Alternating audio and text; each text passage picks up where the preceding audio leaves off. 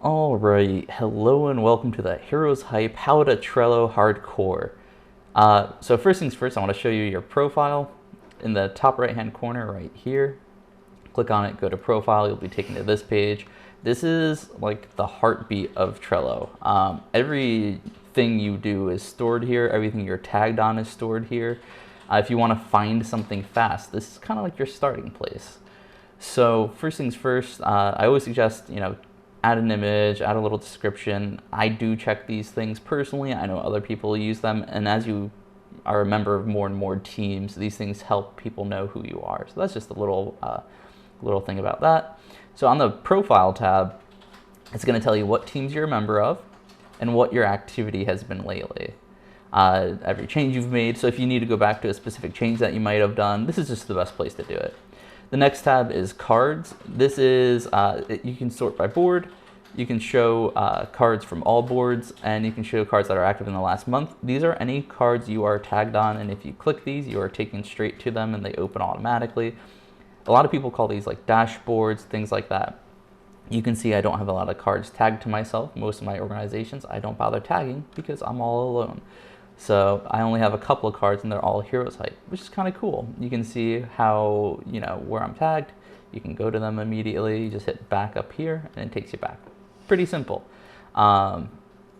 This is just nice to get a really fast overview of everything. You can see where you're needed and respond to it quickly. And these are just additional filters. Over here in setting, this is where you change the majority of things like your avatar, your password, what your primary language is, your credentials, so like my email address is here, and all that. You can also add in a lot of really nice things. You can see I have a lot of apps added on, but there's Trello for Android, there's if this then that. This is a really great website. If you haven't been here, go to ifttt.com, and it is amazing.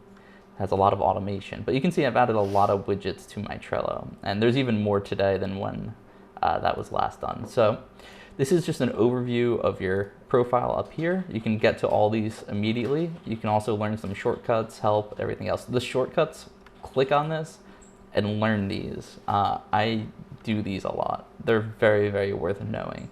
You can add due dates, archive cards, focus the search box specifically. This one is the one I use a lot. These are just really good to know. So the next thing is, you guys won't be doing this too often, but if you need to create anything, go to the plus sign. If you need to create a new business team, personal team, or board, that's where you do it. It's right here. Okay, and then finally, this top right-hand corner, the last piece are notifications. So you can see right here, Emily mentioned me, and I get a notification. And that's great, because this gives me the fastest way to know when something changes. So next up, I'm going to go and head over to a board I've created, which was Funhouse. And I'm going to kind of show you the basics of a Trello board. Stay tuned. We'll go from beginning to end. So first things first, you have the name right here. If you click it, you can edit it. If you have the ability, you can always change the team by clicking on the team. Same thing. You can set this as one of your starred boards. This is great if it's one that you need to access constantly, and it's so easy to set. If I'm working on something on a single day, I'll usually come onto the board and click that immediately. And then the last setting is the privacy setting. So that's important as well. So now in most of the Heroes Hype stuff, I'll put something like a resources column. And this is great because you can have something like Google Docs, and then you can link to all the important Google Docs in here. You could have something like Trello ticket templates. And so this could be a template for, let's say we add a checklist for something that's normal, like let's do new hire. So we can do new hire update process. And then we can say, get bio, get photo, make photo 1200 by 1200,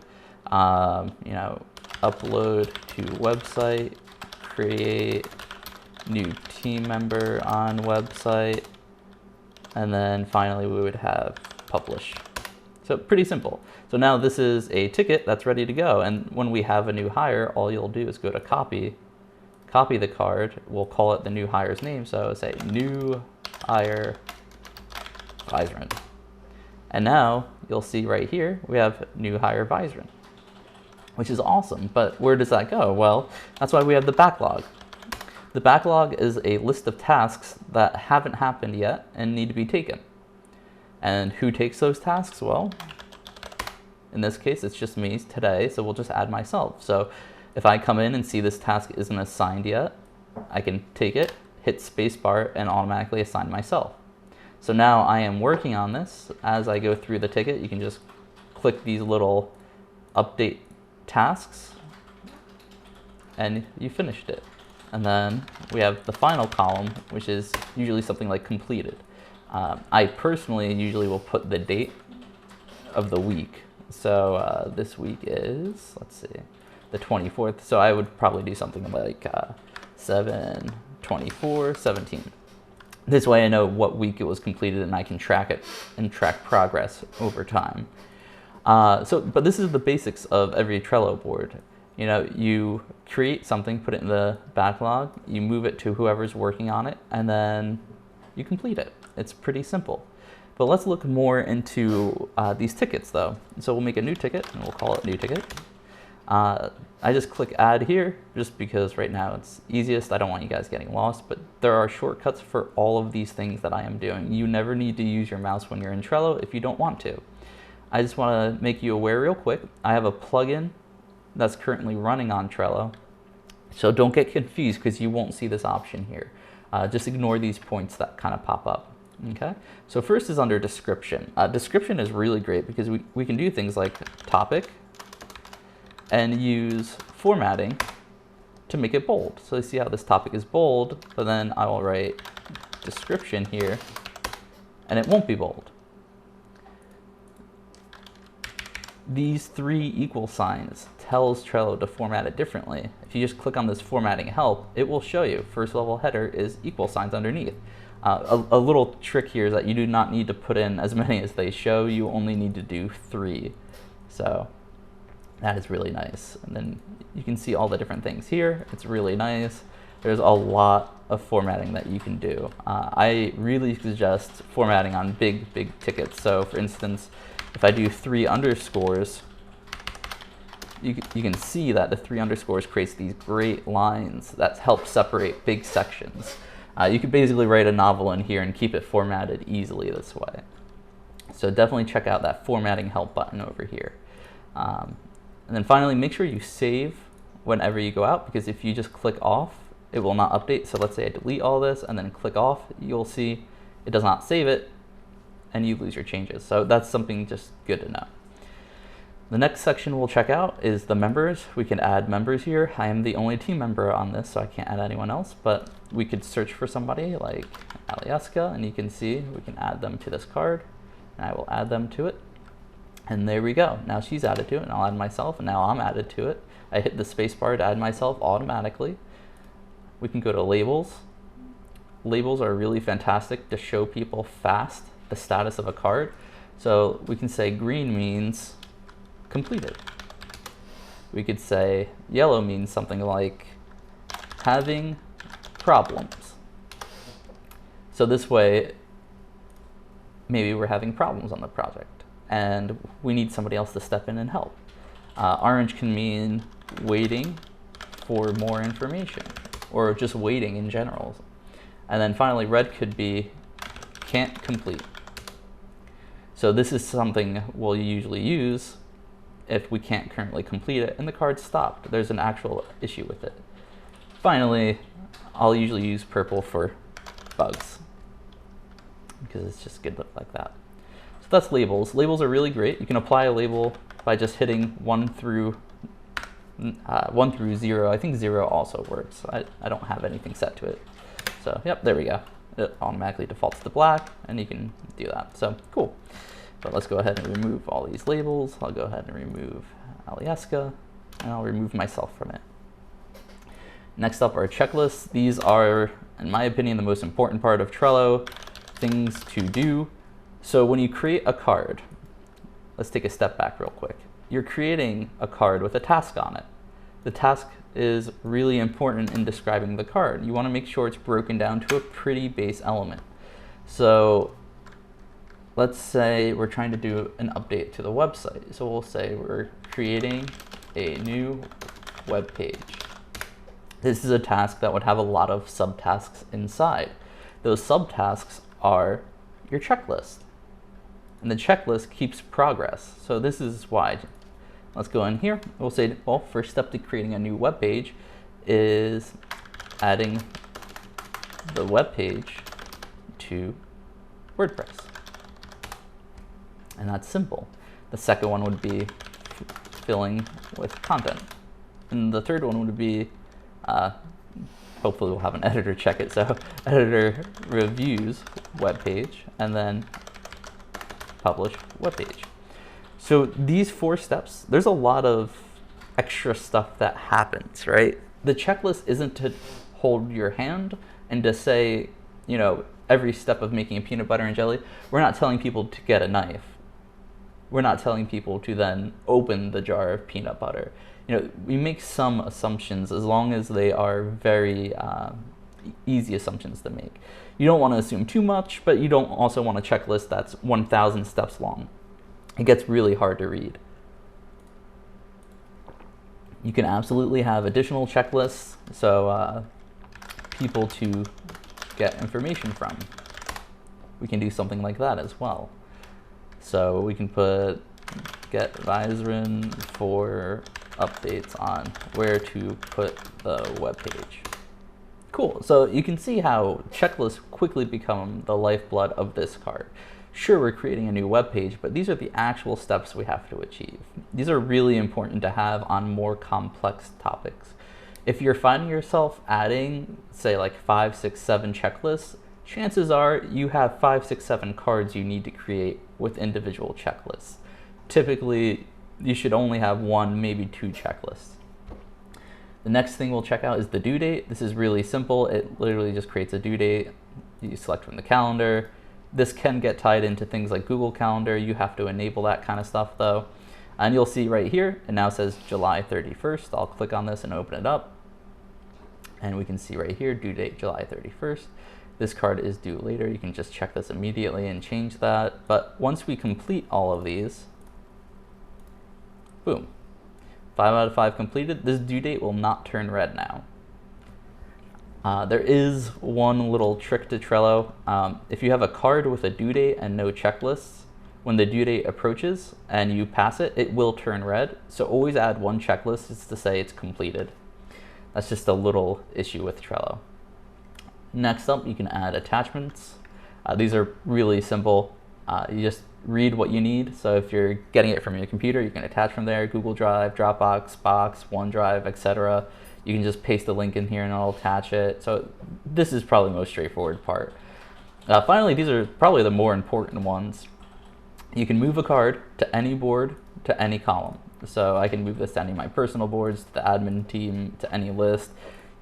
You can select what position it's in, etc. You can copy the card. I already showed you that feature earlier. You can subscribe to the card so that you're notified. This does not actually put you on the card. This just makes sure that you follow it and watch it. And then finally, the most basic feature of Trello is that you can archive the card. So let's talk about that real quick. I'm going to move this over here. We have 2 cards that are completed. Now, for my personal records, I like putting all completed cards in a column, and then at the end of the week, I'll come in and I'll drop down to this list. So at the top of this column here, you can see these 3 little dots. Just click on that. We'll kind of go over more of this, but we'll go ahead and archive this list. And you're going to say immediately, oh, well, it's deleted, right? Well, no, this is always able to be retrieved in the future. So we come over to our menu, which is W to open the menu. Click on More, and then we'll drop down to Archived Items. And now we can switch to lists and see. Look at that. At any time we can retrieve our archived lists. This is a really powerful feature of Trello because once we archive this, it is visually gone. Oh, well, I don't want to archive the cards. I want to archive the whole list.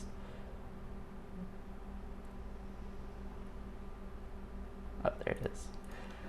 It's visually gone. The clutter has been reduced, but the information is still stored forever on Trello. The same thing happens with our boards, actually. If you delete a board, using air quotes, but you can't see that, so that doesn't really help. But if you delete a board, it's actually just archived and you can retrieve it at any time. So Trello is really powerful for that reason. You can store things, you don't have to see them, and you can retrieve them later when you need them. So the final part of this is let's kind of check out some of these board settings. So again, hit W for your board menu.